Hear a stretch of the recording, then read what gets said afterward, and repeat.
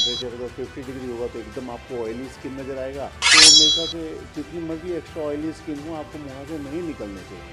कि मैं सुबह उठ के जब अपना स्किन को CTM प्रॉपरली करता हूँ, और वेलनेस में बहुत सारी बातें बड़ी कॉमन है। फेस वॉश या कोई साबुन से अपना चेहरा साफ करते हो और स्किन खींची खींची लगती है, तो इसके लिए आपको विंटर केयर प्रोडक्ट्स की तरफ तो जाना ही पड़ेगा। नमस्कार, आप देख रहे हैं न्यूज़ वन इंडिया और मैं हूं आपके साथ आस्था तिवारी।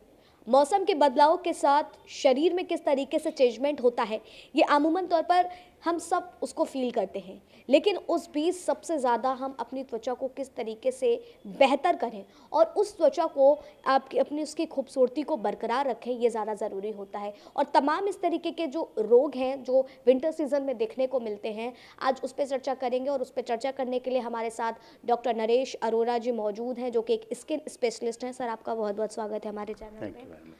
सर, सबसे पहले मैं आपसे यही जानना चाहूँगी, जैसे कि विंटर का सीज़न है, मौसम परिवर्तन के साथ ही साथ शरीर में भी परिवर्तन होते हैं, स्किन में परिवर्तन होते हैं, तो उसमें कौन कौन सी ऐसी डिसीज़ है जो सबसे ज़्यादा लोगों को परेशान कर सकती है? वेल, ब्यूटी और वेलनेस में बहुत सारी बातें बड़ी कॉमन हैं जो कि बिल्कुल सेपरेट नहीं किया जा सकता। जैसे कि अगर आपकी स्किन रुखी हो रही है, बिल्कुल स्किन काफ़ी ड्राई हो रही है, तो वो क्रैक करती है। या आप अगर शैम्पू कोई फेस वॉश या कोई साबुन से अपना चेहरा साफ़ करते हो और स्किन खींची खींची लगती है, तो ऐसे में डेफिनेटली एलर्जीज भी बढ़ती हैं। जी। आपकी स्किन सेंसिटिव हो जाती है। अगर आप हल्की ठंडी हवाएं चल पड़ेंगे तो स्किन की अपर लेयर जो है, टॉप मोस्ट लेयर है, वो क्रैक कर जाएगी, यानी कि आपकी स्किन काफ़ी सेंसिटिव और पतली हो जाएगी। बालों के अंदर भी ये देखा गया है कि इस मौसम में बाल पतले हो जाते हैं, डैंड्रफ बहुत ज़्यादा हो जाती है, बाल बहुत रूखे हो जाते हैं, और ऐसे में आपके बालों का झड़ना भी बड़ी आम समस्या हो जाती है। तो बहुत सारी ऐसी बातें हैं। प्लस आपके शरीर के अंदर, क्योंकि आप पानी कम पीते हैं या लिक्विड चीज़ें कम खाने की आदत डाल लेते हैं, तो आपके डिहाइड्रेशन बहुत जल्दी होता है। और डिहाइड्रेशन अगर आपको हो जाता है तो आपके पिगमेंटेशन भी बढ़ेगा, आपके बाल खराब होने लगेंगे, आपके शरीर के अंदर भी काफ़ी रूखापन आएगा। तो इसके लिए आपको फिर विंटर केयर प्रोडक्ट्स की तरफ तो जाना ही पड़ेगा। जैसे सर आपने बताया कि पानी का जिक्र किया, तो कहा जाता है कि 70% जो है बॉडी में पानी की मात्रा होनी चाहिए, लेकिन आज अमूमन तौर पर देखते हैं कि कोई भी इतना नहीं ले पाता है। और ये भी कहा जाता है कि पानी पीने से ही आपके स्किन पे ग्लो आता है, उसके पीछे की वजह बताएं। वेल, वजह यही है कि स्किन के अंदर दो पर्टिकुलर चीज़ें बड़ी कॉमन हैं। आपके अंदर से अगर आप फेस की ही से बात करें तो फेस के ऊपर भी मॉइस्चर जो निकल के आ रहा है वो अंदर से आ रहा है। जी। और इसके अलावा एक ऑयल भी अंदर से निकलता है, आपके स्किन ऑयल जिसको, या सीबम हम कहते हैं। और जो हमारे सेबेशियस ग्लैंड्स होते हैं जो स्किन के अंदर ही हैं, वहाँ से वो रेगुलरली निकलता है। लेकिन जैसे जैसे आपकी बॉडी का तापमान कम होता जाता है, फॉर एग्जांपल अगर बाहर का टेम्परेचर अगर 50 डिग्री होगा तो एकदम आपको ऑयली स्किन नज़र आएगा। लेकिन अगर ये विंटर आ गया तो 4 या 5 डिग्री या 8 डिग्री टेम्परेचर हो गया तो आपकी स्किन बिल्कुल ड्राई हो जाएगी, क्योंकि ऑयल निकलना बंद हो जाता है, मॉइस्चर पहले ही कम हो जाता है क्योंकि आप पानी कम पीना चालू कर देते हैं। तो अगर इन सारी समस्याओं को अगर आप ओवरऑल एक पर्सपेक्टिव में देखें कि ये सब सीजनल है, ये होगा, इसको आप बदल नहीं सकते। जी। अमूमन तौर पर लड़कियों का ये रहता है कि पिंपल्स आ जाते हैं। अगर पीरियड्स के टाइम की बात करें तो पीरियड्स के आने के पहले भी पिंपल्स जैसी बीमारियां होती हैं, और धूल की भी सबसे ज़्यादा उसके पीछे देखा जाता है। तो बहुत से लोगों को होता है कि नहीं, मेरे बहुत ज़्यादा पिंपल हो रहे हैं, इससे मैं ज़्यादा परेशान हो रही हूँ, तो उसके पीछे और क्या इलाज होने चाहिए उसके? इसके अंदर भी एक भारी समस्या ये है कि ये लोग नहीं समझ पाते कि अगर किसी को मुहासे या एक्ने की प्रॉब्लम आ रही है तो इसमें 90% केसेस के अंदर आपकी स्किन टेक्सचर कितना भी ऑयली हो, कितना भी आप धूल भरी जगहों पर जाते हो, वो इन्फेक्शन अपनी जगह है।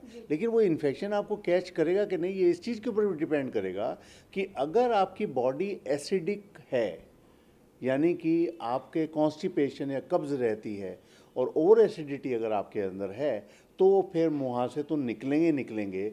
और अगर आपके यहाँ एसिडिटी और कॉन्स्टिपेशन नहीं है तो मेरे ख्याल से जितनी मर्जी एक्स्ट्रा ऑयली स्किन हो, आपको मुहासे नहीं निकलने चाहिए। ओके, तो मतलब एक इसका पार्ट एसिडिटी से भी रिलेट करता है। सर मैं आपसे भी जानना चाहूँगी डॉक्टर, अगर बात की जाए तो इस समय बहुत से लोगों की ड्राई स्किन होती है, बहुत से लोगों को ऑयली स्किन होती है।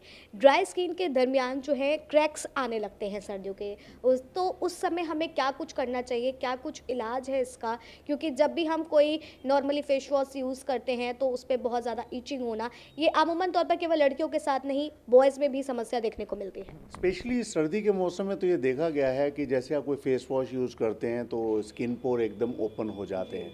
हमारी समस्या क्या है कि जब हम किसी जगह से प्रोडक्ट खरीदते हैं तो हम फेस वॉश के ऊपर तो बहुत ध्यान देते हैं, उसके बाद सनस्क्रीन या मॉइस्चराइज़र के ऊपर भी ध्यान देते हैं, लेकिन एक बात भूल जाते हैं कि कोई भी फेस वॉश करेंगे हम लोग तब हमारे स्किन पोर ओपन हो जाएंगे, रोम छिद्र जो हैं हमारे ओपन हो जाते हैं।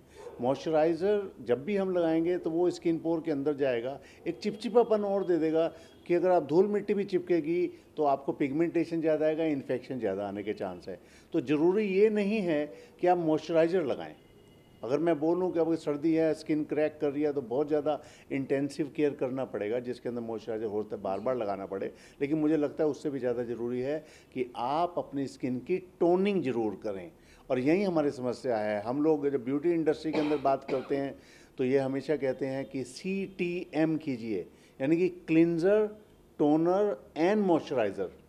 हम लोग क्लिंजिंग करने के बाद, फेस वॉश करने के बाद डायरेक्ट मॉइस्चराइजर जब लगाते हैं तो समझो समस्या है। अच्छा, मतलब कि स्टेप बाय स्टेप हमें उन सारी चीज़ों का यूज़ करना चाहिए। बहुत से लोग हैं क्लीन अप किया, क्लींजर लगाया और उसके बाद टोनर का इस्तेमाल नहीं करते, डायरेक्ट अप्लाई जो है मॉइस्चराइजर कर लेते हैं। वही गलती है, क्योंकि स्किन पोर ओपन रह जाते हैं।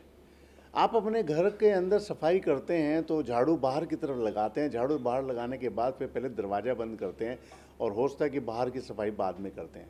हम मॉइस्चराइज़र पहले लगा लेते हैं, टोनर सोचते नहीं है। रोम छिद्र ओपन है, आपके स्किन पोर ओपन है तो आपके इन्फेक्शन ज़रूर होगा। अच्छा, सर मैं ये भी जानना चाहूँगी, विंटर्स में बहुत से लोगों की स्किन जो है डल सी दिखने लगती है, ऐसी भी प्रॉब्लम होती है, तो वो ज़्यादा ब्यूटी प्रोडक्ट का भी इस्तेमाल करने लगते हैं कि फेयरनेस लाने के लिए सारी चीज़ें। तो आखिर ब्यूटी प्रोडक्ट्स का हमें कितने पैमाने पर इस्तेमाल करना चाहिए ताकि वो हमारे चेहरे पर नुकसान ना पहुँचा सके?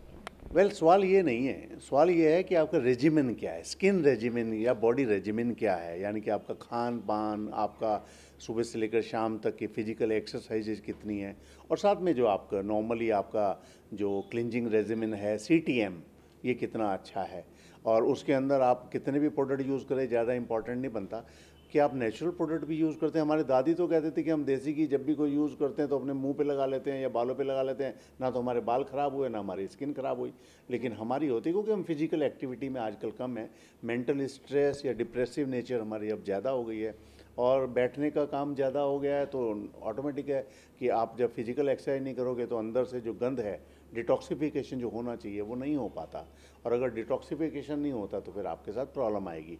उससे बचने का एक ही तरीका हो सकता है मेरे पास कि मैं सुबह उठ के जब अपना स्किन को CTM प्रॉपरली करता हूँ, और उसके बाद हर 2-3-4 घंटे के अंदर कोई ना कोई नेचुरल प्रोडक्ट्स भी होते हैं। जैसे आपका गुलाब जल एक ऐसा प्रोडक्ट हो सकता है जो आप अगर बार बार फेस पर लगाएं तो आपको मेंटल स्ट्रेस से भी बचा लेता है, लेकिन आपकी स्किन के अंदर बहुत अच्छा मॉइस्चराइजर का काम करता है। साथ में एलोवेरा का जूस है जो कि एक्सट्रैक्ट है, जो कि काफ़ी अच्छा डिहाइड्रेशन को कंट्रोल करता है और स्किन के ऊपर जो टैनिंग आ जाती है, जैसे पिगमेंटेशन या डलनेस आती है, उसको भी दूर कर लेता है। तो यहाँ ज़रूरी है कि आप गुलाब जल या एलोवेरा जूस के ऊपर अगर आप भरोसा करें, यानी कि नेचुरल चीज़ों के ऊपर सिर्फ लगाने के लिए भी भरोसा करें, तब भी आप अपनी स्किन को काफ़ी फेयरनेस की तरफ ले जा सकते हैं। ठीक है। अच्छा डॉक्टर, मैं आखिरी सवाल और लेना चाहूँगी कि इस दरमियान अगर देखा जाए मतलब कि स्किन प्रॉब्लम में एक ईचिंग प्रॉब्लम बहुत होती है कि स्किन पे ईचिंग होना ये वो, और मोस्टली ये देखा जाए विंटर्स में भी लोगों को प्रॉब्लम होती है कि पैरों में ईचिंग स्टार्ट हो जाती है, हाथों में ईचिंग स्टार्ट हो जाती है।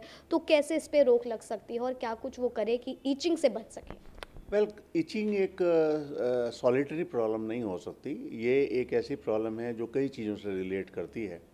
और रिलेशन का ये है कि अगर जैसे आपने बोला कि शुरू में कि बहुत एक्स्ट्रा अगर विंडी कंडीशंस हैं, जैसे बहुत सर्दी आ जाएगी तो स्किन क्रैक कर जाती है, तो वो भी सेंसिटिव हो जाती है। डिहाइड्रेशन जब भी होगा फेस के अंदर या बॉडी के अंदर, तब आपको ईचिंग स्टार्ट हो जाएगी, क्योंकि that's a part of the reaction जो कि आपने एक पर्टिकुलर प्रोडक्ट के अगेंस्ट में लिया। फॉर एग्जांपल, अगर आपकी स्किन क्रैक्ड है, अगर आप हल्दी का पानी भी लगा लेंगे तब भी आपको ईचिंग आएगा।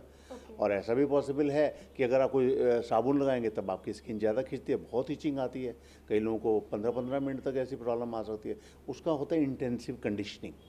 और इंटेंसिव कंडीशनिंग के अंदर आपका, जैसे मैंने बोला, गुलाब जल, एलोवेरा जूस ये ले सकते हैं, एक अच्छा मॉइस्चराइज़र आप ले सकते हैं। लेकिन कोशिश करें कि उसके अंदर भी अगर आप सनस्क्रीन लेने की कोशिश करते हैं, SPF 15 या SPF 20 से ज़्यादा का ना लें, क्योंकि वो आपकी स्किन को और ज़्यादा पतला और ज़्यादा पील ऑफ कर देता है। और जितना अगर हम पील ऑफ करेंगे स्किन, उतनी क्रैक, उतनी ज़्यादा सेंसिटिव और एलर्जिक हो जाएगी, तो कोई भी प्रोडक्ट आपको सूट नहीं करेगा फिर। ठीक है, विंटर में और किस तरीके से हम अपने स्किन को बचा सकते हैं सर? वेल, विंटर के लिए तो सेक होते हैं। देखिए, जब भी हम लोग कोई ट्रीटमेंट की बातें करते हैं तो हार्मोनाइजेशन ज़्यादा ज़रूरी होता है। और हार्मनी का मतलब होता है कि बॉडी, माइंड एंड सोल तीनों लेवल के ऊपर ट्रीटमेंट चलता है। बॉडी, जो आप क्या खाते पीते हैं, साथ में आप जो प्रोडक्ट्स आप लगा रहे हैं वो कितने आपकी स्किन को सूट करते हैं। ऐसा ना हो कि आपके घर के अंदर एक ऐसा प्रोडक्ट रखा हो जो ड्राई स्किन के लिए लगा है, लेकिन आपकी ऑयली स्किन टेक्सचर है, तो आप उसको लगाएंगे तो हमेशा साइड इफ़ेक्ट ही पाएंगे। तो प्रोडक्ट चूज़ करना ये आपके स्किन के हिसाब से ज़रूरी है। साथ में जो खाना खाना है वो इस मौसम के अंदर, क्योंकि डिहाइड्रेशन बहुत जल्दी होता है, आपका मॉइस्चर बड़ी जल्दी उड़ जाता है, तो आपको डेफिनेटली लिक्विड खाना या फ्रूट और सैलेड डाइट के ऊपर बहुत ज़्यादा चला जाना चाहिए। और दिमाग को भी पॉजिटिव रखना बहुत ज़रूरी है, यानी कि उसके लिए एक्सरसाइज और प्राणायाम, योगा या इससे भी रिलेटेड जो एक्सरसाइज है, बॉडी को रिलैक्स रख सकते हैं। ऑक्सीजनेट जितना हम अपनी बॉडी को कर पाएंगे उतना ही आपकी स्किन ज़्यादा नॉर्मल बिहेव करेगी। ठीक है, ओके, थैंक यू सर। तो हमारे साथ डॉक्टर नरेश जी थे, जिन्होंने साफ तौर पर बताया कि विंटर्स में होने वाली लोगों को समस्याओं से, अपनी स्किन प्रॉब्लम से वो कैसे बच सकते हैं। और आपके क्या कुछ सवाल है हमें कमेंट सेक्शन में भी आप पूछ सकते हैं और उसके ज़रिए भी हम आपको रिप्लाई करेंगे। लेकिन इस बीच सबसे बड़ा जो मैंने सर से जानने की कोशिश करी, जो ड्राइनेस आती है और तमाम इस तरीके की चीज़ें, ईचिंग होना, पिंपल निकलना, उसके पीछे की वजह जैसे बताया कि सीटीएम बहुत ज़रूरी है। तो आप भी अपनी त्वचा का ख्याल रखें इस विंटर और सीटीएम का इस्तेमाल करते रहें। फिलहाल तब तक के लिए आप बने रहे न्यूज़ वन इंडिया पर। कैमरा पर्सन राज के साथ आस्था तिवारी।